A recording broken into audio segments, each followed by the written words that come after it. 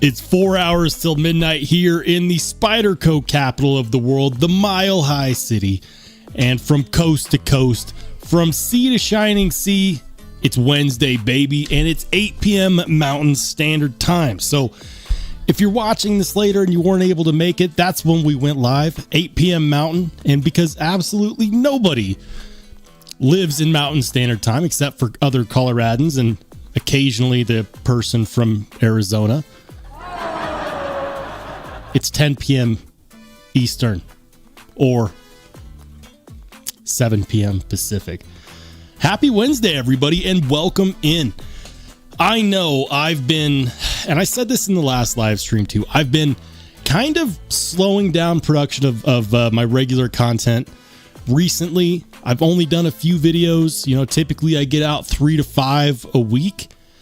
And then, in the last couple weeks, I might have done 3 to 5 in the last 2 weeks, which is low for me. And just to let everybody know, I'm fine. Everything is totally fine. Around Blade Show and around other knife shows, it just happens to be that things slow down. I don't make review content or knife content for the sake of making knife content. A lot of channels have this idea in their head that in order to do something noteworthy on YouTube, they have to do like 1 upload a day or 2 uploads a day. And to be quite honest with you, I don't play those games anymore. If I'm making a video, it's because I want to, not because I'm trying to hit some deadline and come out with some video that doesn't really do anything for me. I'm at a point where I make content because I want to. If I have the ability to, if I have the materials to, I will. So what have I been up to? What have I been doing? I've been using the last 2 weeks to do 2 things. The first was the Scary Good knife sale, and it was scary good thanks to you guys. Spartan kicked the like button one time for you guys. Seriously, you guys came out and you showed up and showed out in spades, and you supported the channel in a huge way. So thank you. I think it was like 20 knives up for sale. 13 sold, which is actually about 5 to 6 more than I thought would sell. And it helped out the channel in a big way. So much to the point where I've got a couple knives coming in right now that I would not and could not have the ability to have ordered without you. So know that, I'm dedicating the next couple knife review videos to each and every one of you. It truly means a lot to have your support, and I'm really stoked because we've got some good ones. And the channel members in the members only Discord, they know. I gave a teaser to them earlier today. So if you're not in the members only Discord, please consider becoming a channel member and joining us there.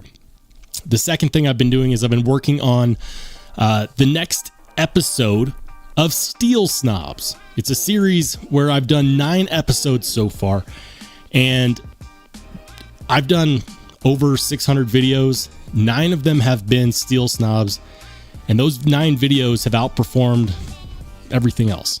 It's something that has become a staple for this channel. Knife education. Apparently people are interested in that. I shouldn't be shocked. I mean, I'm interested in that, and that's why I started the series, but it was vastly popular. And I'm trying to do more of that. So I said, you know what? Now is a great time to take a step back and work on writing the next episode of Steel Snobs. So Steel Snobs episode 10 is coming soon. I'm about 3/4 of the way done writing the episode. And I say writing it because I do investigative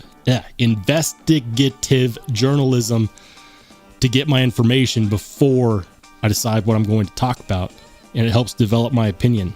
And I think that's one of the things that people enjoy. I'm not entirely sure. So I'm working on that. And then I've got, of course, more stuff coming in. So I'm at the behest of the U.S. Postal Service. So more reviews, for those of you who truly enjoy the knife reviews, are coming. They're on the way. But what I'm working on right now is the next episode of Steel Snobs, and that will be coming out here in the next week. So keep your eyes peeled for that. I'm really excited about it, and I hope that you guys are as well. Now that that monologue is over, let's go ahead and say hello to the people in the chat. Got to bring up the chat. Come on. Hey, shout out to Marco, first person in the chat. Marco gets in line early. Thank you, Marco. Shout out to Craig Vincent, Greg Vanderlip, Brian Dye. We got Jim Miller, EDC and Lace. What's up? Good to see you. EDC and Lace says, boy, I'm looking at my live security cam feed at my house, and that hurricane is freaking cranking right now. It's wild. Damn. I hope you got out of there okay.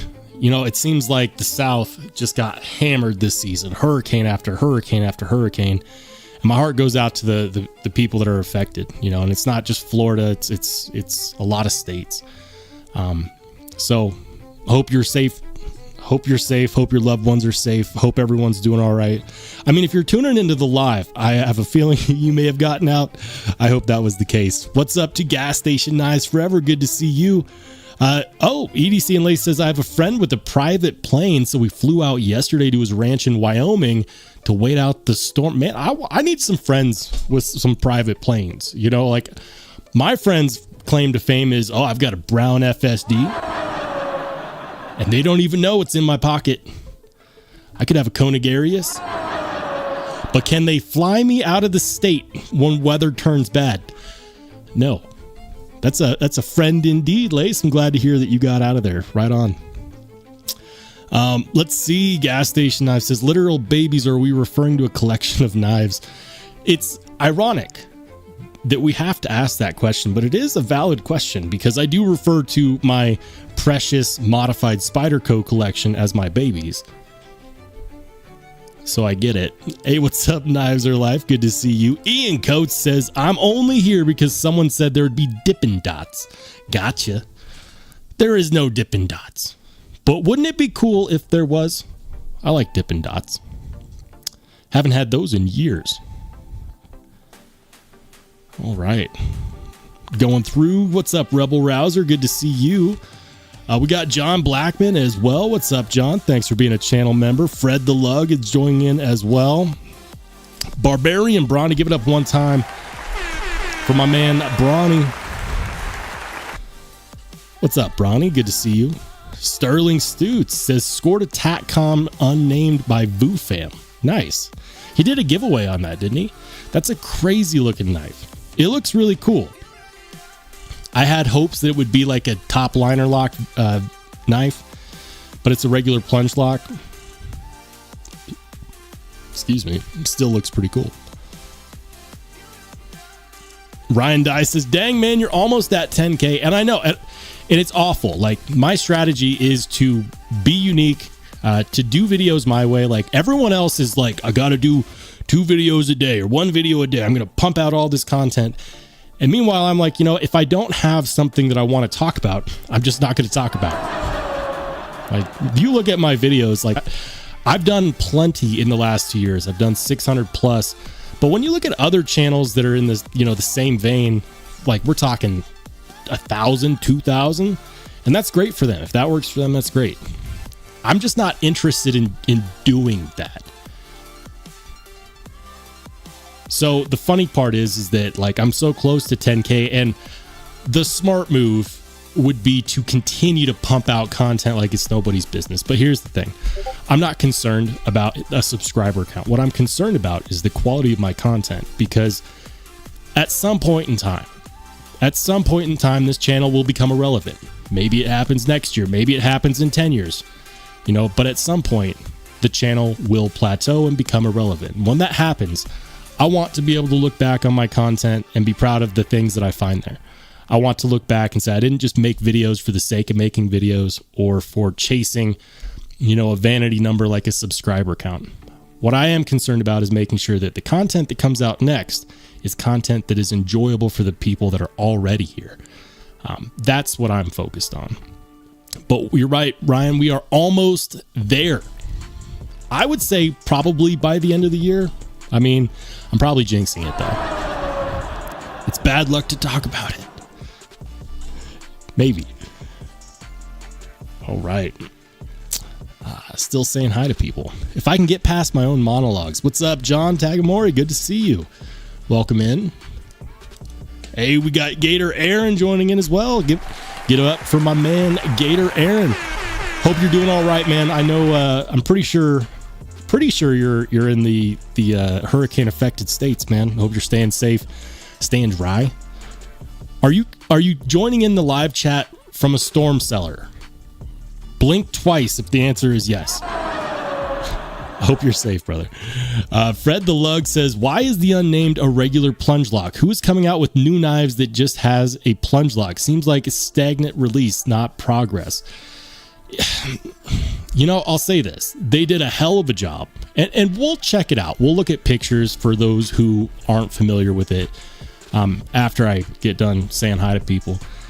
They did a great job coming out with a unique blade shape that I really haven't seen before, and I got to give them props for that because it has belly, it's got tip, and it looks stabby and slicey at the same time, and that's cool because a lot of times people try to do that, and it just comes out looking awkward. But they did a good job. So the plunge lock thing, some people love them. I am at a point where I'm indifferent to plunge locks. It's not my preferred lock. If it's a button, I prefer it to be either an automatic or a button operated compression lock of some kind. That's my preference. I just like them better. They're sturdier in general. They have a traditional style detent, which I like. They're easier to take apart and put back together, which I like. There are benefits to plunge lock designs, and I have plenty of them. I really do. And some of them I enjoy very much. They keep your fingers out of the cutting path. They're very easy to deploy and to close one-handed. No muss, no fuss. And they're very fidgety. So there are benefits to plunge locks. There have just been so many that it's hard to get excited about them anymore. But I do think that the unnamed, I wish they would have come up with a different name. I do wish that the unnamed had a top liner lock style lock. That's what I really hope takes over the market. Gator Aaron says, story of a dad's life, they get you with the monologues. It's true, man. Gator Aaron says, I'm clear on this one, but waiting in the wings for some family and friends that rode out in the Tampa area. They're all safe. We're just cracking jokes about no power and wind. Damn, man. Well, you know what? Get your flashlights charged anyways. You never know. And I'm glad to hear that your family's safe. That's good. Evil E, good to see you. He says, you know what locks are boring and lame and stagnant? Liner and frame locks. You know what? You're not wrong. They've been out for forever. But how crazy, like, do you understand, like, how crazy it would be for every knife release to have, like, a new style lock or for new knife locks to just pop up out of nowhere? You know, liner locks and frame locks have been around for a while. And before them, there were, you know, slip joints, back locks. We don't see too many back locks anymore. I like to see some innovation, but not at the cost of progress. I'm not tired of frame locks so much, or liner locks, because there are platforms that you can build around so well. And not to say that you can't do that with button locks, but I do feel like frame locks in general are sturdier, which makes them better for general use case scenarios. EDC and Lace says PM60 is very wildly used steel for high performance, high precision end mills and other tooling used to cut other steels. Very hard, very wear resistant. Am I missing a steel conversation? I should be ashamed of myself. Fred the Lug says unnamed blade looks like a Clydesdale blade. I don't see it. Personally, I'll put them up on the screen here soon. I'll let you guys decide, but I don't see it personally. Lone Star Towboy, good to see you. He says he's carrying he says Ozark Trail makes an unnamed knife. Identify drama. I thought you were about to tell me that you were carrying an Ozark Trail. Like, well, that's a 180. You know, where's the cold steel? What have you done with Lone Star? Give him back. Evil E says, I do like button actuated liner locks though. Yeah, they're cool. You know, I had one in the Scary Good knife sale. It was the Dark Bolt Design Stratus. and they're very cool. You know, they are essentially as strong as a liner lock will ever be, which is plenty strong for most people, but with the added benefit of being able to press a button or use the liner. And I like that option. I also like button actuated frame locks, like the Golden Design Works Caliber. That's pretty cool. Ian says, stagnant locks are my favorite locks. I love liner and frame locks. Yeah, I can find something to appreciate about most locking knives. And some non-locking knives. I mean, hell, one of my most carried knives this year is this guy right here. Check this out. You know, this is my TPK Hedgehog. And it absolutely screams through material. The blade geometry on this guy, like, who needs your knife to lock when, you know, the blade is so thin and so slicey that it just cuts past any resistance anyways. I am joking. Having a locking knife is an advantage, but you could tell I use this thing. Like, look at the tape residue on the edge. It's a good reminder. I need to clean that. So, yeah. Love frame locks and liner locks. Rebel Rouser says, what is S390 blade steel? Never heard of it. I've heard of it. There's not a whole lot of information out there, and the information that is out there is not necessarily super tested. Unfortunately, we're very hampered by the people who do all of the steel testing. Like, for example, I could buy a knife in S390 and I could do like 1,000 cuts with it and, you know, figure out how good the edge retention is. But there's so many other factors involved, like the edge and blade geometry, the heat treat, the material being cut, that can skew those results. So then I'd have to get another, you know, blade in S390, you know, and test that. And so unless you have the right machinery, like, for example, Dr. Laren Thomas with a Catra edge tester, which is very precise, it's hard to get solid information. You get a lot of hearsay. A lot of people online be like, oh, it's got amazing wear resistance. Like, I absolutely hate it when you try to look up information on a knife steel, which I do all the time, and some company selling a chef's knife is like, this has the most amazing edge retention. And you're like, they're talking about 14C, and I'm like, you know what? I love 14C, but let's not spread falsehoods. You know, 14C, great, amazing steel. I love it. You can get a nice thin slicey edge, but the steel property itself is not the best wear resistance or what I would consider to be amazing. And so you have to look past the advertisements on these steels that are not being tested by known quantities, like knife steel nerds. I have looked up S390. If I'm thinking about the right one, I believe that it's a high-speed tool steel, which is going to be somewhere in the same vein as, for example, I want to say it's in the same vein as CPM 3B, but with better wear resistance. Ian says, liner and frame locks are also more classy lock types, I feel. You never see a lock bar compression lock, a shark lock or whatever on a Chris Reeve knife. I mean, we haven't seen hardly anything new from Chris Reeve in how long? Don't get me wrong, they're so back ordered, they don't have time to come out with anything new. Like, their time is spoken for. They're back ordered, 5 years with most retailers. Because there's such a high demand for them. You can't find a Chris Reeve Umnumzon in stock anywhere for longer than, like at most a 5-minute stretch, even on their left-handed versions, which aren't in nearly as high demand because there's just not as many left-handed people. Even those sell out quickly. So Chris Reeve hasn't had time, or I should say Tim Reeve, because Chris Reeve is retired, but the company hasn't had time to try to make anything new because they've been so busy trying to meet the demand that all started, 2-3 years ago when they saw the huge spike in business. So tidbit for you. The Steel Snobs episode that I'm working on right now required that I actually do a little bit more research on Chris Reeve. So, yeah, I've been looking into that quite a lot.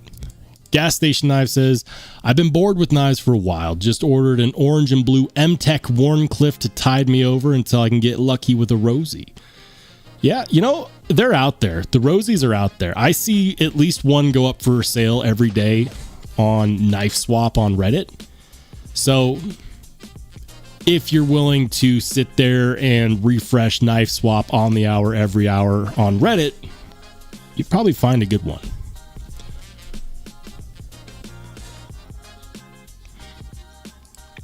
Gator Aaron says, hey, not to sidetrack, but if anyone's been thinking about solar power stations, Amazon has great sales for Prime Days right now. I'd recommend the Anker Solix F2000. Yeah, I rent, which means that no solar power for me anytime soon. Ian says, did S36VN and S46VN drop yet? Not yet.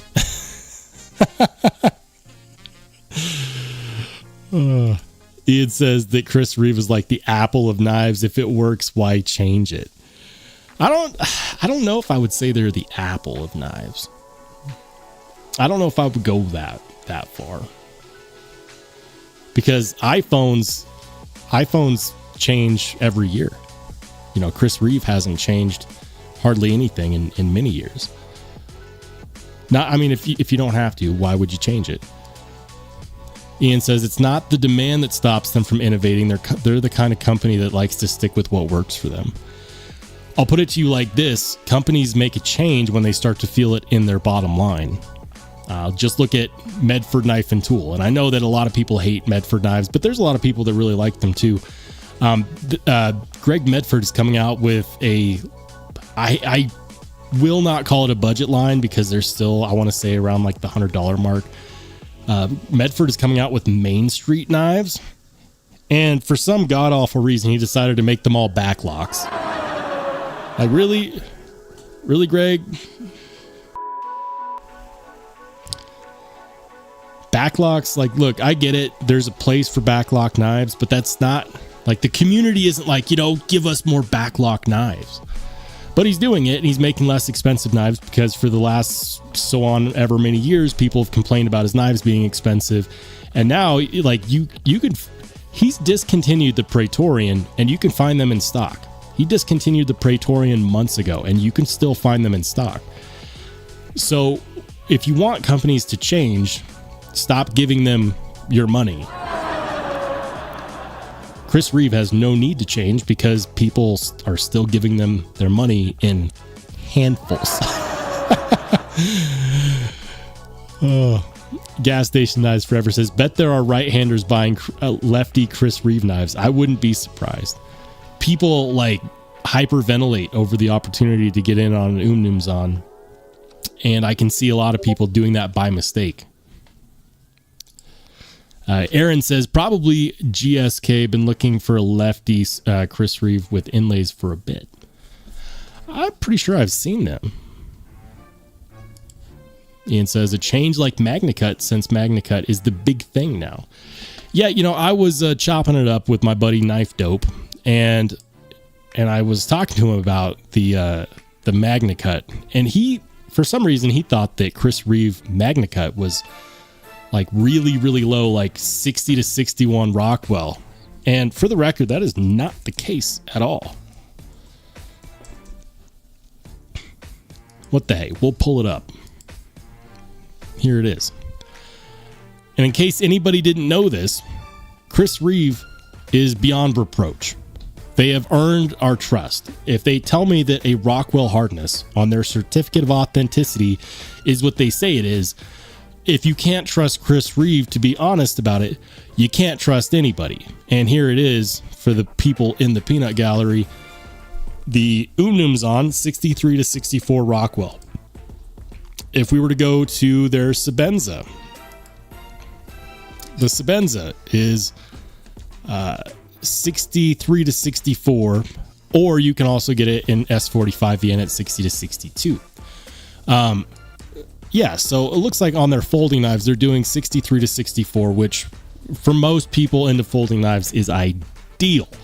What about, does the blade shape make a difference? Of course not. 63 to 64. Now there is a reason why a company would want to go lower on MagnaCut, and that would be for fixed blades, because fixed blades are, generally speaking, harder use case scenario knives, and so you want more corrosion resistance, you want more toughness. So 60 to 62 on something like the Pacific would make more sense.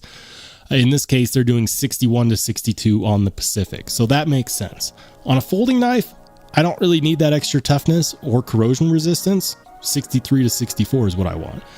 And that's kind of what we're seeing here. So in case anybody didn't know this, Chris Reeve on their folding knives is doing 63 to 64 Rockwell.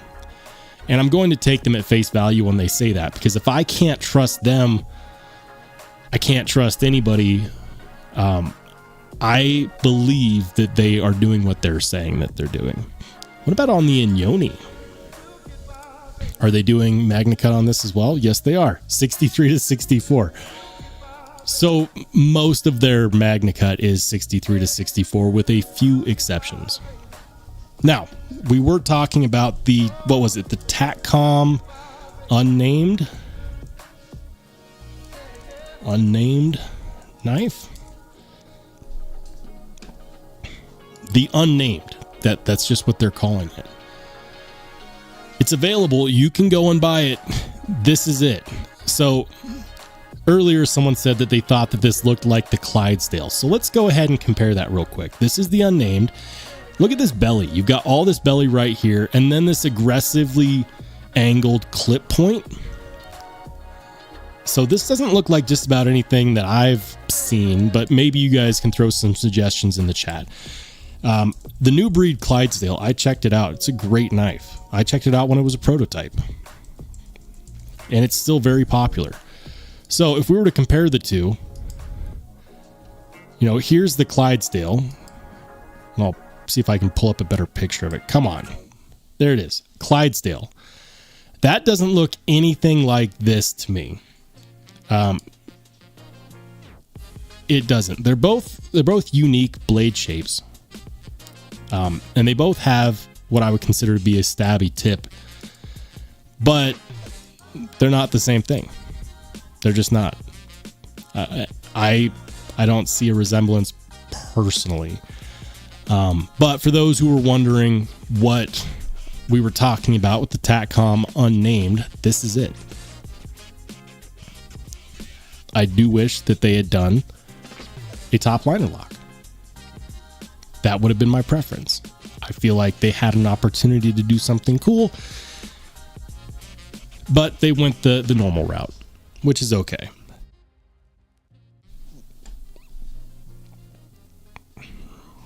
All right. Boom. Back to the chat. Ian says, maybe Knife Dope is getting the S45 HRC twisted with MagnaCut. It's possible. It is possible.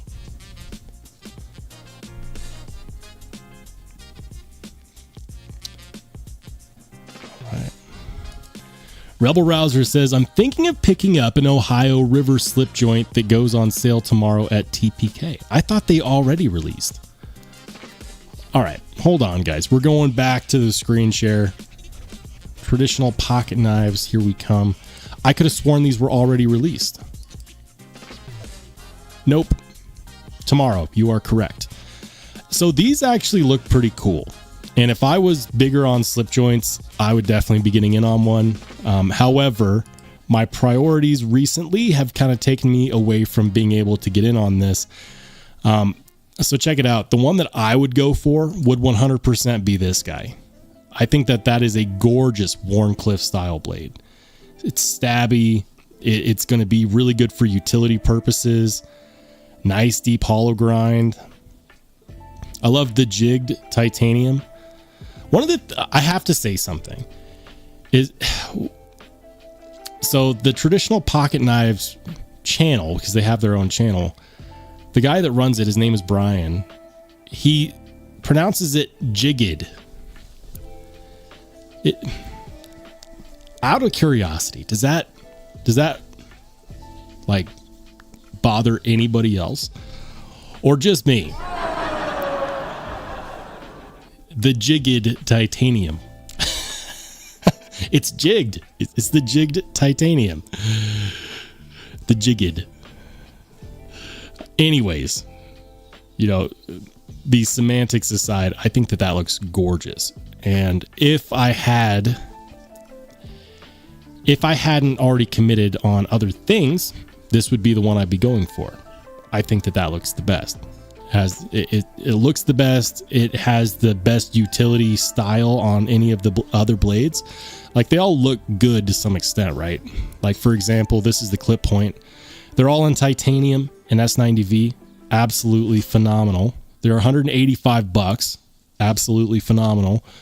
I love that clip point style. I really like what QSP did here, because QSP is, of course, the OEM, and they do good work.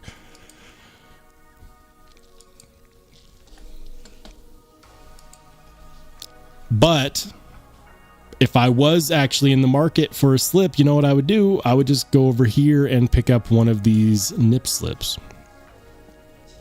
I would. Check that out. The Devo nip slip. Like, I already have a Devo nip.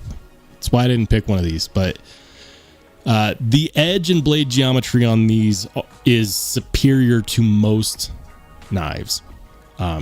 Plain and simple. When I compared the edge geometry to a box cutter razor blade, for example, it was about the same as looking at the geometry on a box cutter razor blade for most of that blade. And it looks gorgeous too. I love what they did here with that swedge at the top. I love the full grind on the blade. It doesn't have this deep flat spot. I like the fact that we've got a nice, beautiful inlay there, and you can get it in different options. And it says $199, but there's channel discount codes out there. You can get it for like $180. So this is going to be cheaper than the Ohio River Jack. And I would say that personally, I just like the look of those a little bit better. But if I was to get an Ohio River Jack, I would get the Warncliffe version all day. All right. Back to the chat.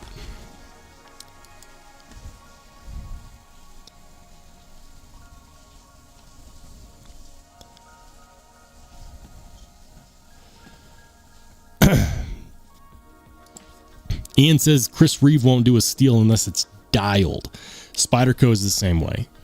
Absolutely. Hey, Kevin Smith and Knives, welcome in. Thanks for being a channel member, buddy. Good to see you. Mad Yako in the house. Good to see you. How's it going, man?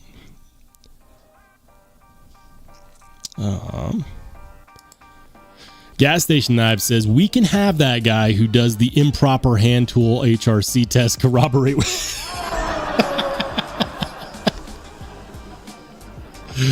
Oh, man. They're putting... are we talking... we're talking about...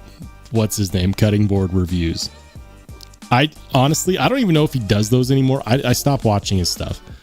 You know, that whole situation went down, and if anybody watches him and you love his channel, good for you. I can't watch anymore. For those who don't know what we're talking about, there's a channel that likes to use a tool to do Rockwell hardness tests, and that tool is specifically designed not to be used to test knives. And not only does the manufacturer state that you should not use that to test knives, but also the leading expert in our community when it comes to knife steels and knife steel testing, Dr. Laren Thomas, also confirmed that you can't expect any level of accuracy with that tool testing knives. So yeah, hopefully Chris Reeve doesn't have to resort to using the wrong tool for the job.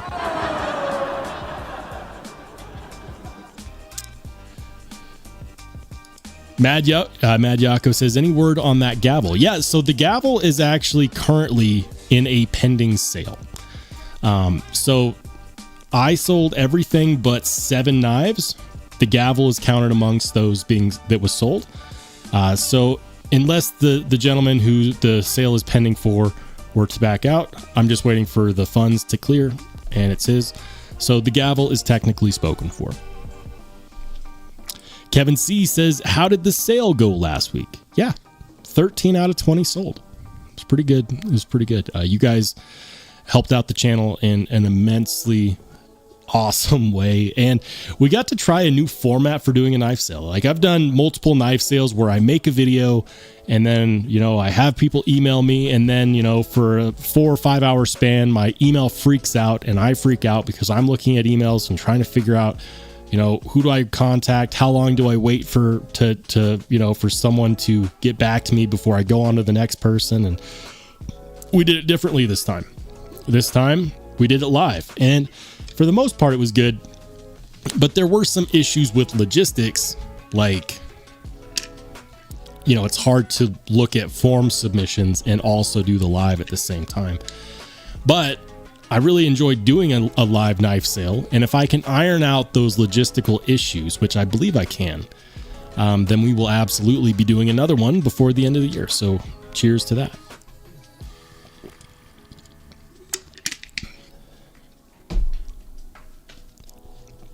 All right.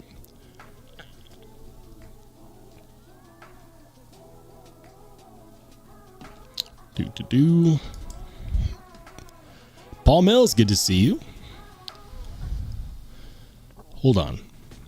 Wow, my chat just jumped.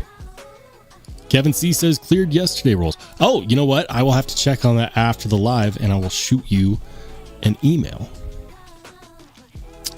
Chris Waris, good to see you. How's it going? Welcome in. Wicked Dream Designs, good to see you. Wicked Dream says people here on Oahu is pretty much savage. They don't care. They'll just rip the tent and break in. That's what I heard. What? What is going on?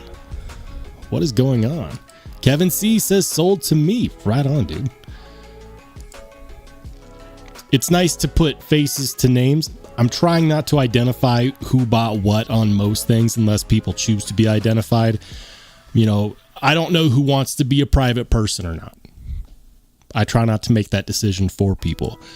Welcome into Craig Vincent. Says, kind of like some people say blessed, others say blessed, as in I'm blessed to be in the chat versus blessed to be the blade. It's not, it cannot be pronounced jigged.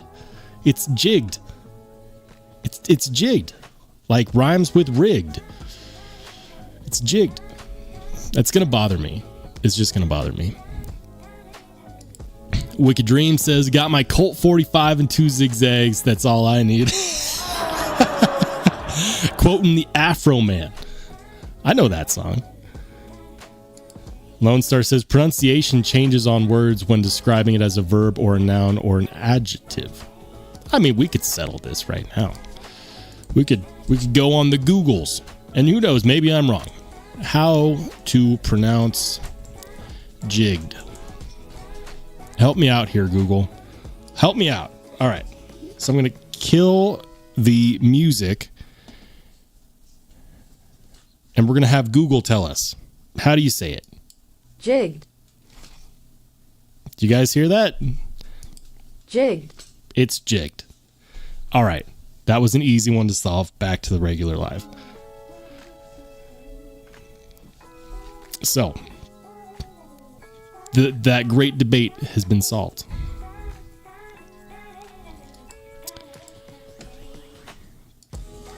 Welcome into Rolf. Good to see you.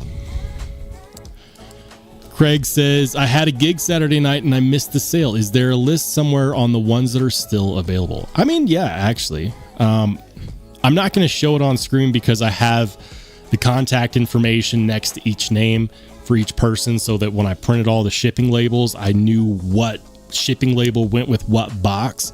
And I don't want to give out people's personal information, but I'll pull up the list as I have it, and I will let you know what is currently still unsold. There is 7 knives. Let me grab that list real quick.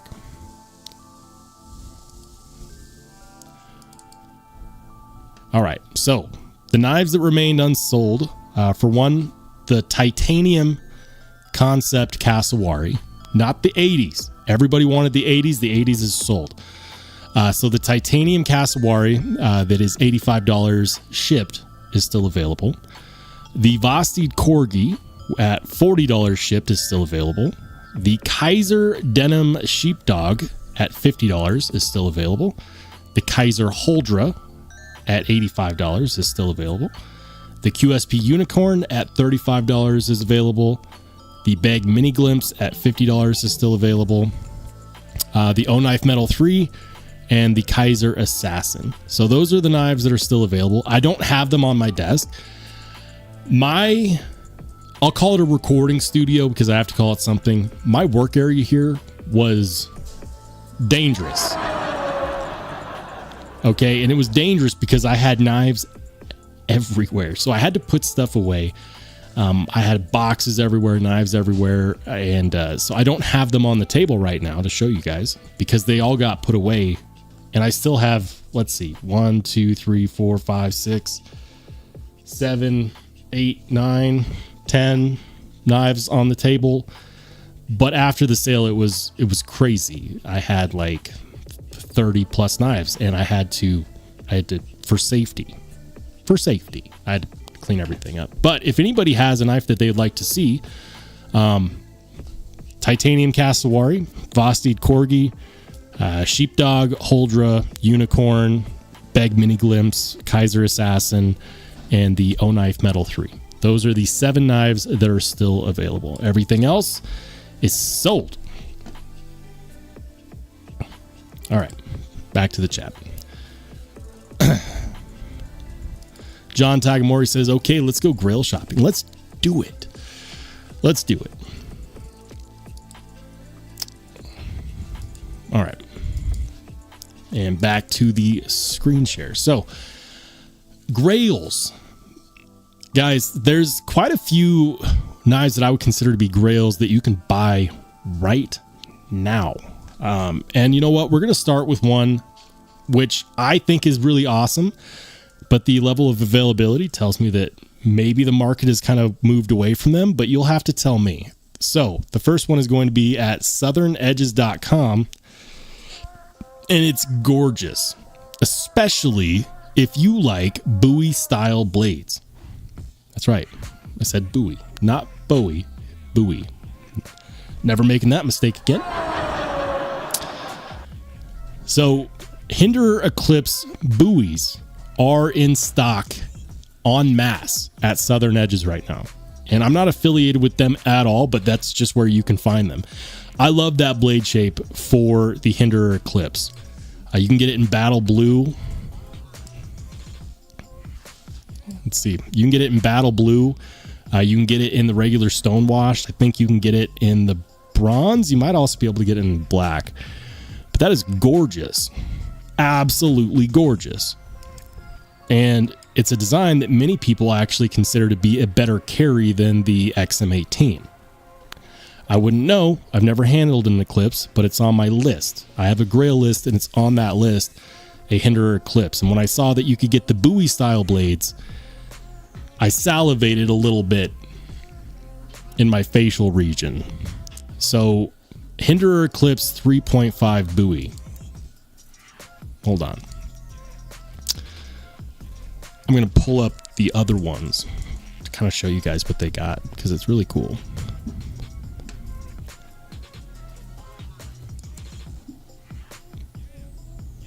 Yeah. I absolutely love the silhouette of that knife. Is really, really good looking to me. Now, some people don't like Hinderer. That's a-okay. There's enough knives out there for all of us to have our own personal preferences. But to me, that is one good looking blade. And there's a ton of options at Southern Edges. So if you want to know where to find that, it's southernedges.com. $425 and you can own one. And you don't have to hurry because they've been in stock for days. But if you're one of those people who just waited for the longest to get your hands on one, now is not a bad time to do that. The next one is going to be a PM Mac 2 Gen 2. And last time I checked, they were in stock, but right now it looks like they are not. Come on, McNeese.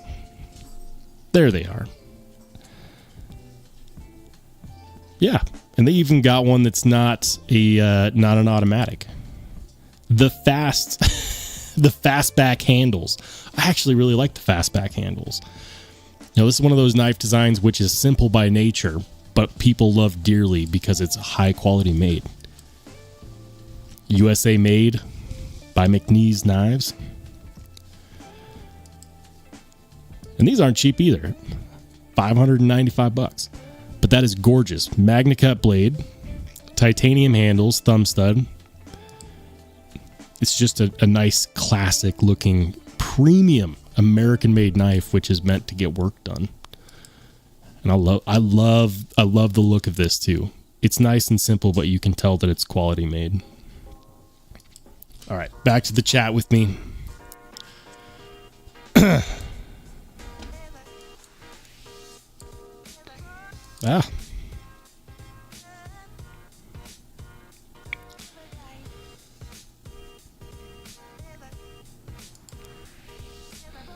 Eric Sprout says, then how do you pronounce rugged? It's rugged.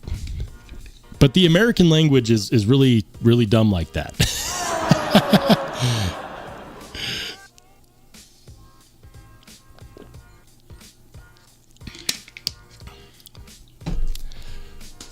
That's a fair criticism. That's a fair critique of the English language. But I didn't make the rules. I just do my best to follow them. Rhodey says, jigging has been done for years on traditional slips. Maybe the titanium machine version is jigged. Yeah. I believe so. Jim Miller says, you're too damn young, Rollshambo. The old folks said it. It's a very old thing. Are you saying that it was commonly accepted by the older generations as jigged? I learn something new every day, Jim. I'm okay. You can educate me. I'm a sponge. I'm a 34-year-old sponge. Generally, people replace their sponges by now. Lone Star says, had a manta ray completely come out of the water there. Do not know what was chasing it, but I had to get out. Damn. Kevin Smith and Knives says, hey, Rollshambo, I submitted 2 forms for the Huldra and never got an email. What? I swear I didn't see those. If you submitted after Kevin Smith and Knives, I will get back to you about the Huldra after the live stream. Thank you for letting me know. I did post a on the live stream on the Scary Good Knife sale after the live was over. I did pin a comment to the top with my email address and the list of still currently available knives, and asked people to email me directly for anything that they were interested in. And I did that because I knew I wasn't going to be able to continue to keep going back to the forum. So thank you for reminding me, because I know that not everyone saw that comment. So I will definitely check that after the live stream, and I'll get back to you about that. But it sounds like you have dibs on the Huldra if you want it. And you know what? I didn't really show it that much. So why not use this opportunity to show it on the live stream?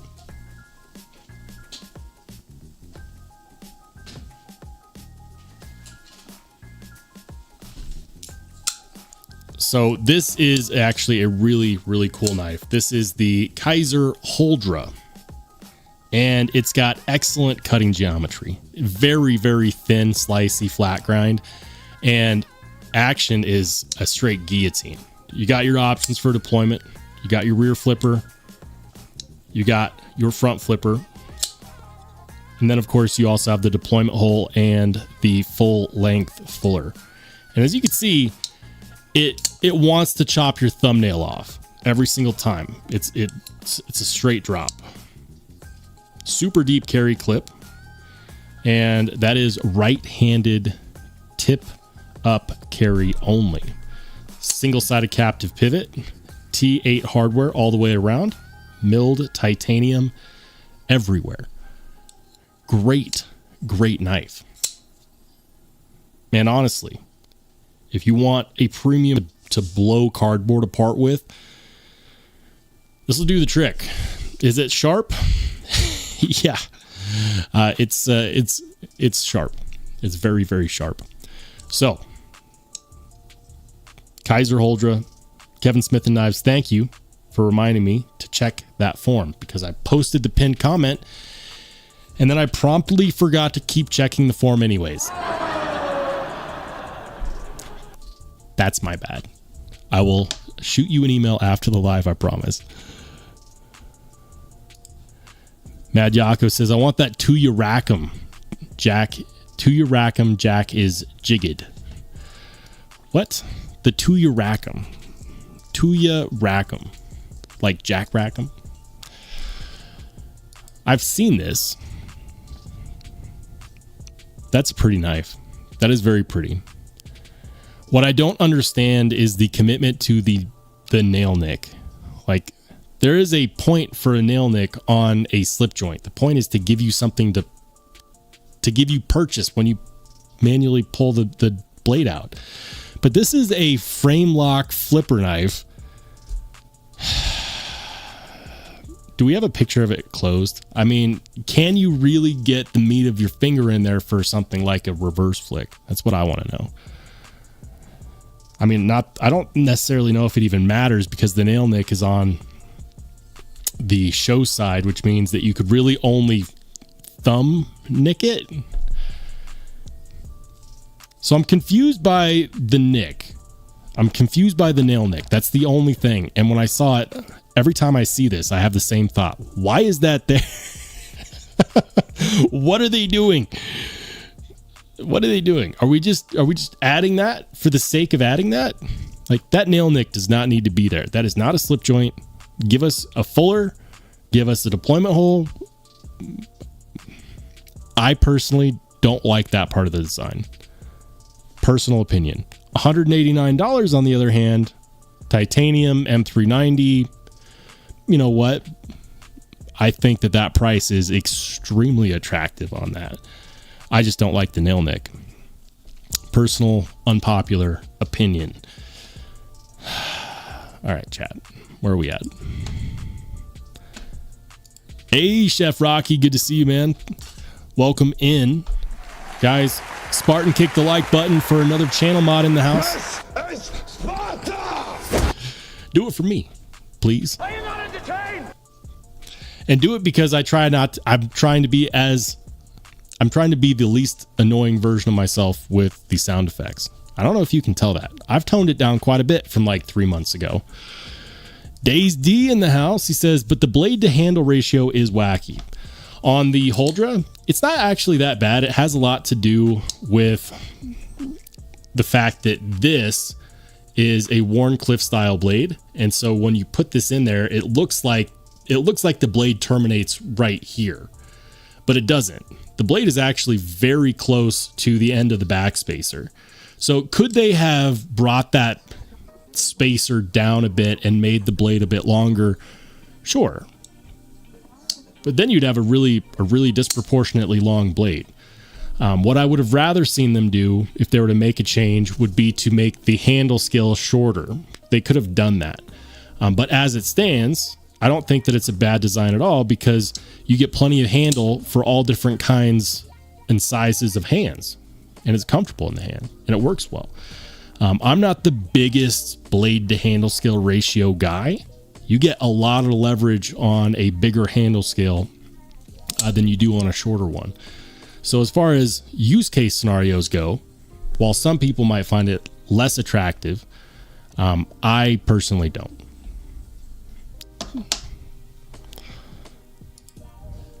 Ian says, Rocky, you said you jig faces.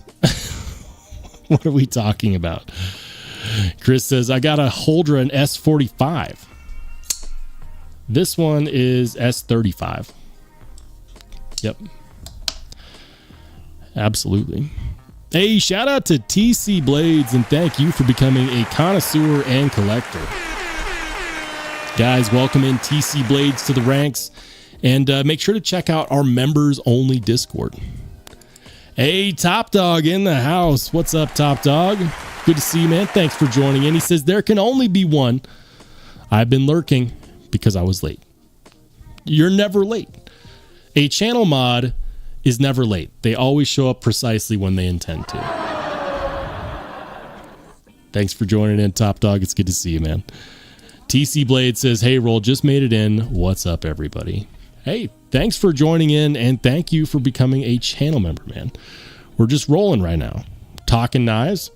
I'm complaining about erroneous nail nicks on knives that don't need them. It's my personal preference. Neil McKenzie, good to see you. I would shout out your message, but it was retracted. Neil says, jiggity. Man, that's funny. Vincent says, are not past the nail nick for those who got to have them. That's why the good Lord invented the Buck 110. That's fair. Level on up. Good to see you, man. Welcome in.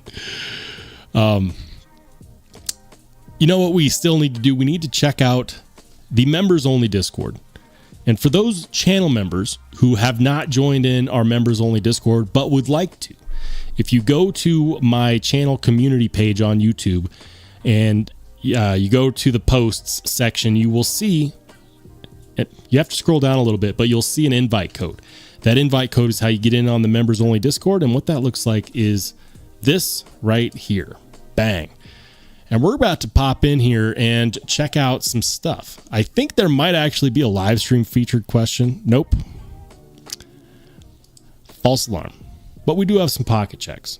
Before we get going on that, I'll tell you what I carried today. I got to pull them out of my pocket. I carried 2 knives specifically and a flashlight, which I'm not actually allowed to show just yet. First knife that I carried, this guy. This is my modified Spyderco Para 3 in custom rock scale design scales with brushed satin flats and purple anode milling. Love this knife. I've been searching for an excuse to carry this knife more. This is one of my favorite knives. And I had the work done custom by Rock Scale Design. You can't order this on their website, but you can reach out to them and request it. And they're really cool about doing special requests like that. So if you go to Rock Scale and you want to buy a set of scales, but you just don't like the regular versions of the scales and you want some custom work done, they'll do it. Just let them know what you want. This wasn't given to me by them, the scales, by the way. I bought all of that myself. But this is my build on the Para 3, and I got to say, light years more satisfied with this than the stock. It's really, really cool. The other knife that I carried is a knife you guys are tired of hearing about, but I'm not tired of carrying it. This is the Devo Knives Tall Boy, the Purple Nurple edition with a Damascus kit installed, which isn't showing up very good on the camera right now. But Damascus clip, Damascus backspacer, Damascus pivot collars, and Damascus studs. And this is, without a shadow of a doubt, a knife of the year contender. The year's not over, so I'm not ready to name a specific knife of the year, but I got to say that this is making an extremely strong case. S90V at 60 to 62 Rockwell is what they're estimating.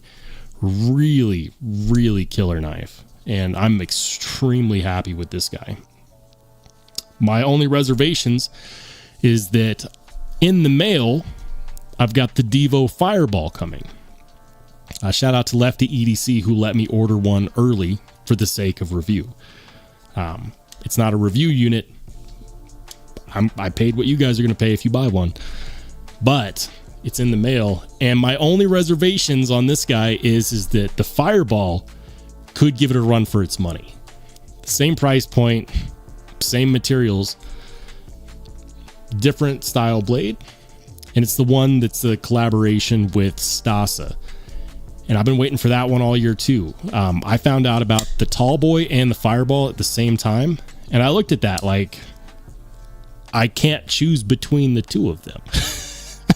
So keep your eyes peeled for that, guys. The Fireball, especially if you missed out on the Tall Boy. Like, they will do another run of these We're probably looking about, Q1 of 2025. But if you really want to get in on a good one, the Fireball is a very limited run. They only did 300 pieces. It's only going to be available at Devo Knives, and it's dropping either the 15th or the 17th. I think it's the 17th. I'll have to check. But my review on the Fireball will be coming soon. That is one of those knives that's in the mail. Anyways, that's what I carried today. It was the purple knife day for me, and I have no regrets. Let's see what other people carried. This one is from yesterday, but I'm going to shout it out anyways because it's so cool. This is from Gizmalian. Gizmalian's got the James Lowe collection. Look at that. That's 2 different versions of the Kubi Silo and then the Kaiser Huntsman. I love James Lowe designs, and I don't know about anybody else. I wish that an American knife manufacturer would pick up James Lowe and be like, you know what? You're on contract. You work for Spyderco now. Can we get some Spyderco James Lowe collaborations? Come on, Eric and Sal Glesser, what are you doing? Hire this man. He's got great ideas. Especially that silo. That silo looks good. I need to get my hands on one of those. Absolutely. The Ponds, he's got the Hurricane carry, the Shark Lock, the Demco 80 20.5. Nice. Lefty Knife Guy, he is carrying, is that the ProTech, the new ProTech TR3 and the SBR? Chef Rocky is carrying what I am assuming, I can't see the blade. I'm assuming that is is that it's a QSP fixed blade, right? That's not the Canary, is it? Chef, I know Chef is in the chat. Chef, feel free to correct me at any point. I really like the way that he did that bead on the sheath. That's a really cool way to do that. Chef Rocky always coming in with the impressive stuff. I like it. Dazed has got the Vosteed Hedgehog. Another one of my favorite knives released this year. And I sold one in the Scary Good Knife sale. And I sold one despite the fact that it's one of my favorite releases because I have another one. If I had only had one, there would be no way that I would sell one. But these are so good. And I highly recommend for anybody out there looking in the sub $150 range, if you want a really solid knife that's a good performer, fun to carry, it checks all the boxes, the Vosteed Hedgehog is definitely an easy recommendation for me. Let's see. I need to drink some more water. All right, so here we go. XM24 with the skinny Warncliffe. That is a Warncliffe Spyderco Native and a Spyderco McBee. That seems like a consistent carry for you, man, and I like it. That's a great looking carry. You've got all the size ranges covered. Let's see. This is a new one. This is the Fox. What's it called? I know what this is. I've seen it so many times. They were very, very popular when they released not that long ago. Like within the last couple of years. It's got this, the lock is basically this stud that travels around in like this orbit. What is it called? I should know this.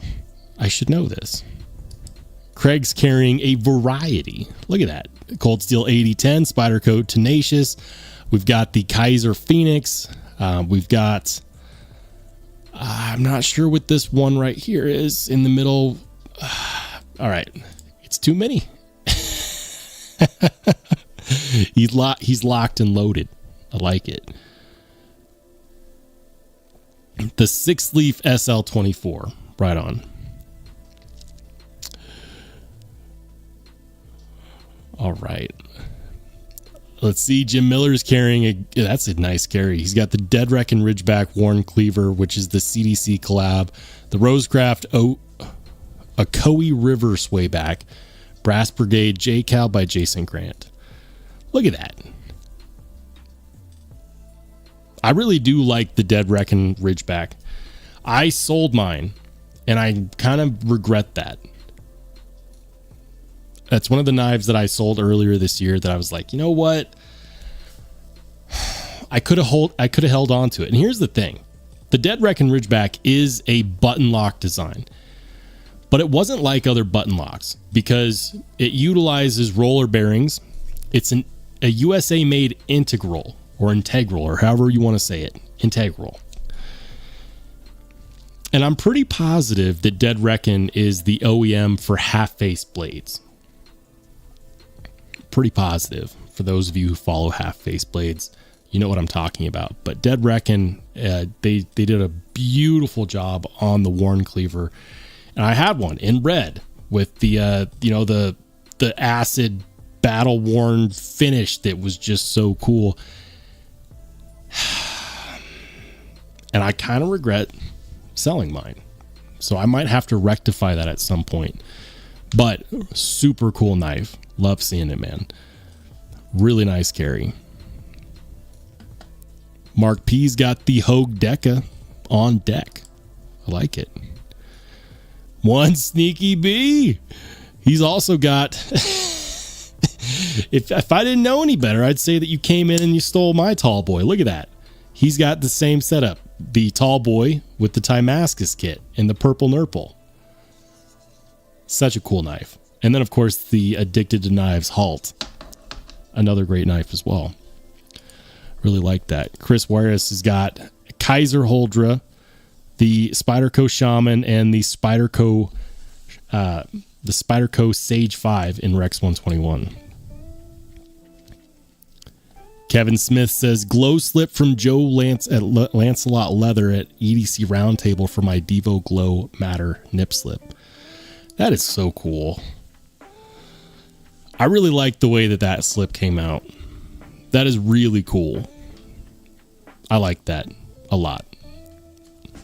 Wicked Dream Designs showing off the Nefarious. Guys, what are you doing? Check out the Nefarious. It's in pre-order right now. This is one of those knives that you're not going to see that design hardly anywhere else. I don't think I've ever seen a Tanto blade like this with what I would consider to be kind of a Spanish tip Tanto. That's what I would define that as, with a true straight edge on the main and then this recurve on the tip, which is perfect. Like, in theory, we're going to test it out. A prototype is being loaned to me, and so we're going to check it out. But in theory, that means that tip should pull material into it, which means that you should be able to absolutely obliterate material like cardboard, rope, whatever you're cutting. You can get into it with the tip, and that's going to work really well. I love the theory behind this, and I love the uniqueness. That just looks great. I can't wait to check it out. I'm getting excited talking about it right now. Let's see. Boba Yaga is carrying that's a ZT, and the number's on there. It's the 0990. Thanks, ZT. I would not have gotten that. Does anyone else wish that knife companies would stop doing the numbered model names? I just want a name. Give me a name. A name is easier to remember than a model number. ZT question mark. I got it because it was on the picture. It's the 0990. Yeah. I didn't have to zoom in at all. I promise. Good pictures though. Really nice looking photos. I like that backdrop. Looks nice. All right. I'm going to catch up with the chat. I've been neglecting it. Oreo Dave. Give it up one time for my man Oreo Dave. Channel mod in the house. Good to see you, Dave. Welcome in, man. Gator Aaron says that's it. Tall boy hunt is happening. You could do a lot worse. I've only seen a few of these pop up on the secondary. This is legitimately an amazing carry. The camo carbon fiber is really well done. This is their purple flow.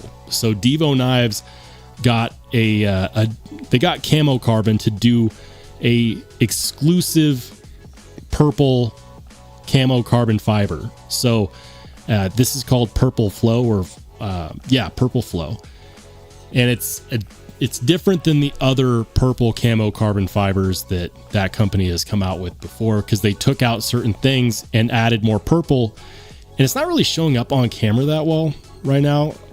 It's the direct light, but if you check out my Instagram, you'll see in pictures and stuff that in regular light this looks absolutely phenomenal, and it's really, really cool. I love the way that they did the lock bar, where it's a basically a hidden lock bar. Look at all that lock bar access. Straight guillotine. S90V. Kubi, who's the OEM, does a cryo treat now on their super steels, and also on their 14C, but they sent a test sample to Lefty EDC for their S90V when they did the Tallboy run, and guess what it came back at? 62. You know how crazy it is to get a company to do 62 Rockwell on S90V? Most people are happy with S90V at 59. So getting a company to do 60 to 62 on S90V is really, really impressive. And since they do a cryo treat, it's not hard to believe at all. So shout out to Kubi for improving their processes to give us more of what we want. I like that. Mick Ranger says, still upset I couldn't get the Tallboy. I tried, so I did my part, man. I tried. I did Instagram videos. I did TikToks. Like, yes, I got into TikTok because Instagram is chronically shutting down knife social media platforms. So I have no idea when my day will come, when, you know, Instagram decides that I've become too successful. So now I'm on TikTok. So I did Instagram reels and photos. I did TikToks. I did a video. I talked about it in my live stream. I tried to give people the information that they needed. I even titled my Tallboy video, "These Will Sell Out." I tried, and that wasn't hype. They sold out in 25 minutes on all retailers. There will be another run of Tallboys, Q1 of 2025.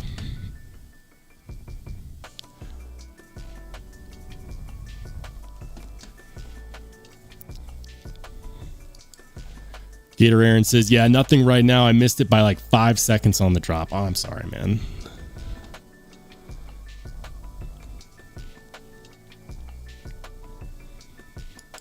Craig Vincent says, uh-oh, is Roll claiming purple shrinkage? I was in the pool.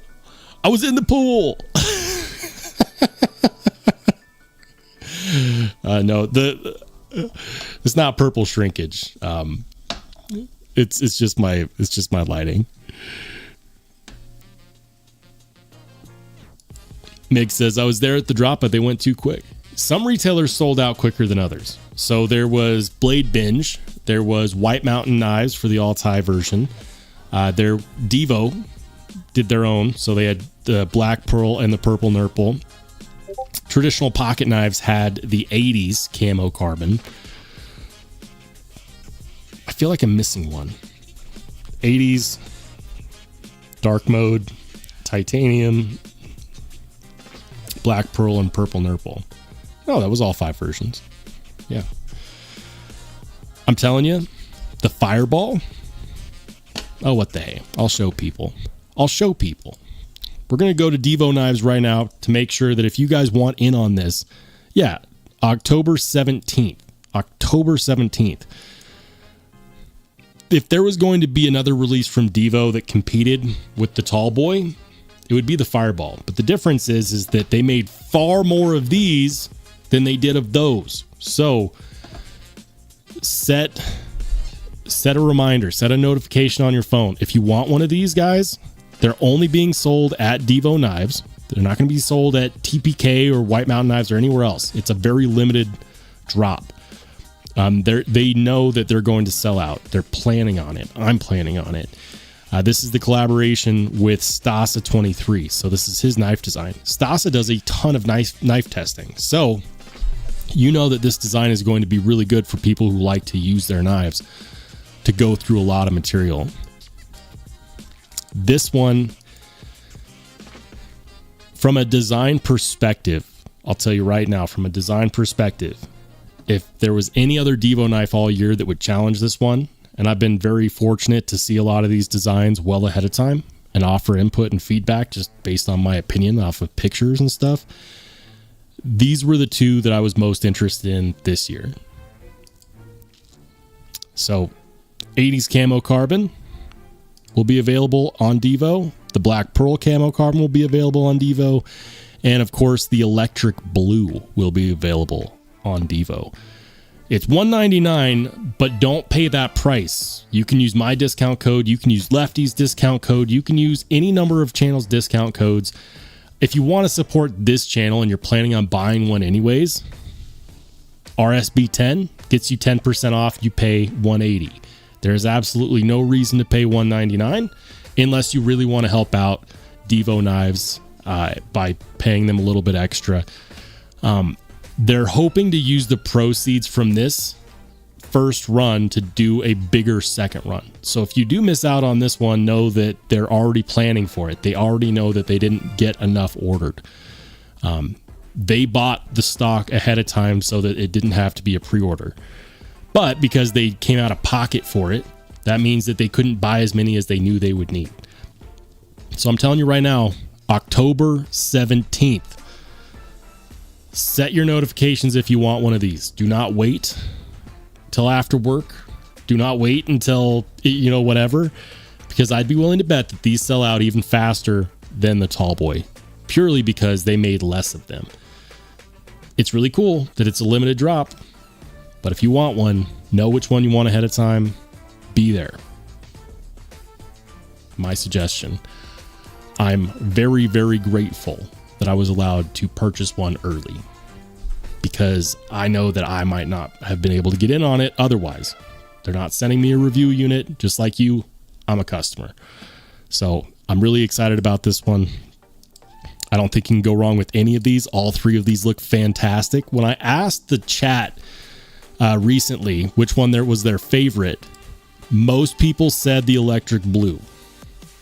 So if you are like most people and you like the electric blue, I would have a second favorite in mind just in case, because these will probably sell out first. The next top favorite was the 80s camo, and then ironically, one of the ones that I think is the best looking was the least popular of the most popular, which was the black pearl. I think they all look great. Just have your top two in mind if you're planning on getting in on it. And of course, throw some love my way. RSB10 could be your discount code. That's one way you could tell Devo Knives that you want to see more Devo Knives on this channel. Just throwing that out there. But it's happening October 17th. A lot of people said the 15th. If you go here on the 15th and it says it's sold out, it's not because people bought them. It's because it's actually October 17th. All right. There we go.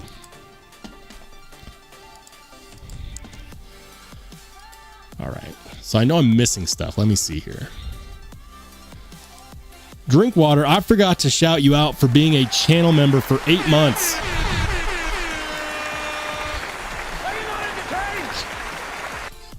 Thanks for being a channel member for 8 months, Drinkwater. I appreciate you, man. Thanks for riding with the channel. Gator Aaron says, oh, look, October 17th is payday. Coincidence? I think not. Mick Ranger says, I know nothing and I am a noob, but I need studs because I have issues with my hands. I hear you. Totally understand. The interesting thing is that I'm going to go back here. The Fireball is it's a Stasa 23 design. Stasa was in an accident at his regular job before he had his YouTube channel, and it affected his hands too. So the interesting thing is, I wonder why he didn't do studs. Because I know he had some. I think he had some nerve damage on his hands. But that's crazy that you mentioned that.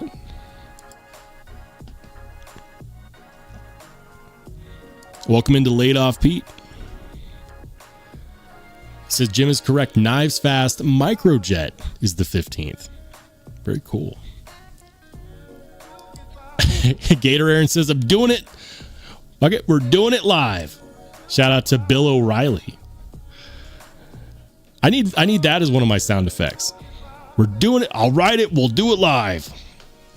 The great Bill O'Reilly, the bear. Gator Aaron says all hands need studs. Absolutely bananas.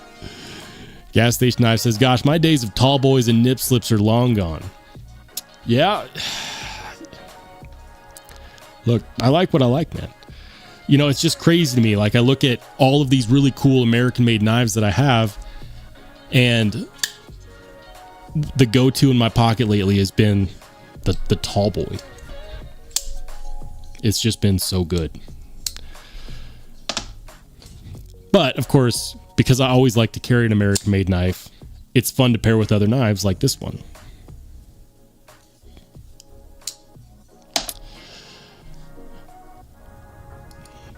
All studs need hands. I see what you did there, and I approve. All right, so what else is out there? I said it was a Grail deep dive. Oops, sorry about that. I hate it when I bump the mic. It was a Grail deep dive. I actually have a list, and I'm going to see if I can pull it up here. Where did I put it? I had a list of knives that I was super interested in. All right. Oh, yeah. And I don't know if they're still available, but earlier today, the Monterey Bay, there's been some Monterey Bay knives that have been dropping. They've been doing small drops multiple times a week. So check it. The Rosalinda is in stock. And I'm not saying that this is a Grail, but this is an absolutely gorgeous knife. They've had, I want to say they've had sea otters available and canes. Or maybe, no, it was a river otter that was available. This is on my list, guys. This is an American-made Monterey Bay knife. So this is not one that they've sent out to be OEM'd elsewhere. This is an American-made one. And I know many of you guys are fan of American-made knives just like me. This is on my Grail list, believe it or not. I really like when they do these the laser millings on here. Check that out. Let's see. Look at that. That's gorgeous. That's photogenic as hell. That looks really good. And you know, Ray Laconico is doing good work over there. Look at that. That's on my Grail list. And it's got studs. Frame lock. I mean, do they have too many screws? Debatable. But I love it. It's a nice classic design. It's not trying to do too much. You know that puts in work. I have never had a Monterey Bay knife before, but I want one. And I would love to start with the cane. I committed on something else. That's why I didn't get one. But if you're looking for them, they've been doing drops of like 5 or 6 knives at a time, multiple times a week, and they're planning on doing that for the next couple weeks straight. So if you want one of these, like I believe they did the sea otter, the river otter, and the cane. So if you want one of these, like the sea otter looks really cool also. Very classical American design. Look at that. I mean, as long as you're not one of those people that thinks that frame locks are played out. Magnacut titanium, $400, but it's American made, so that should be no surprise.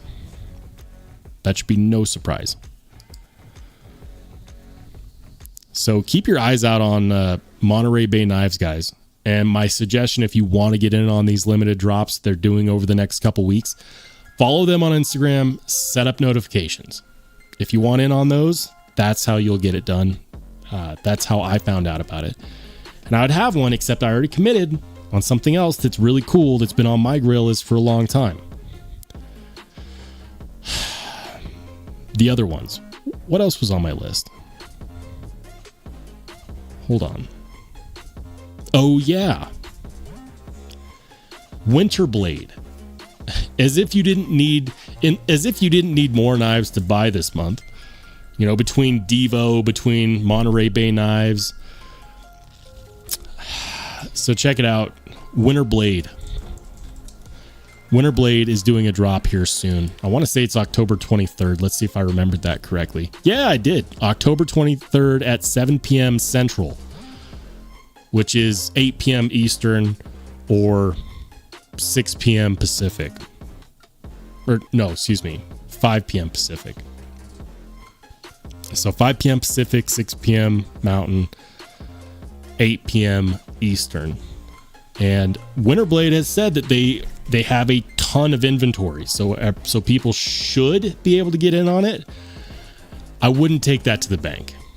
I just wouldn't. Expect these to sell out, be there on time. If they last, they'll last for a matter of minutes. But they're doing a release, and it's not a pre-order, it's a full release on the 23rd. So I wanted to share it with you guys. But they're going to do the Veyron, they're going to do the large factor, and there's another one that they're going to do. Brian Winters mentions it on his Instagram. Half the reason why I'm on Instagram is to get updates on things like knife drops, and that's where I found out about it. Put it on your calendar, the 23rd at 7 p.m. Central or 8 p.m. Eastern. All right. LC Brent, welcome in, man. Thanks for being a channel member. He says, Winterblade Co. is dropping on my birthday. Gonna try to get one for hitting 50. Hey! Congrats, man. Congrats. I'm gonna pull up my calendar on my phone. I'm curious, what day is the 23rd?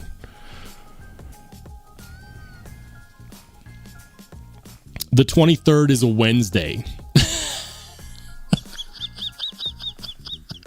You know what? You know what's funny? The 23rd is a Wednesday, so it's happening on the same day as the live stream. The question I have is, will all of the Winterblades be sold out by the time I go live? So that's 7 p.m. Central, which means that it is essentially 2 hours before the live stream. I'll make a wager with you guys. Just a gentleman's wager, you know, no stakes, just a hot take. I would bet that all of the knives that he drops on the 23rd are sold out before I go live on the 23rd. Is anybody willing? Is anyone willing to take me up on that gentleman's wager? That's my bet. And here's the receipts. So, I just thought I'd tell you guys about that. My voice is starting to go, and I'm getting tired. So, I'm going to go ahead and call it a live stream, guys. But I wanted to make sure to let everybody know. Absolutely make sure everybody knew about the Winterblade. Make sure everybody knew about Devo, because it broke my heart when so many people told me that they weren't able to get in on it because they missed it, because they didn't realize when it was going live. Hopefully everyone that's here that wants a Fireball gets one, because I know that there's going to be a lot of disappointed people out there. There's no way that those are not selling out, because it's an even smaller batch than this, and it's just as highly anticipated. So October 17th, set the reminder. October 23rd, if you are really looking forward to one of those, now you know. But guys, we're going to go ahead and call it. The next live stream will be this Saturday at same bat time, same bat channel, 8 p.m. Mountain, which is 10 p.m. Eastern, which is 9 p.m. Central, which is 7 p.m. Pacific. I hope you can make it. If not, I totally understand. So for some of you guys, I'll see you soon. And for everybody else, we'll see you later.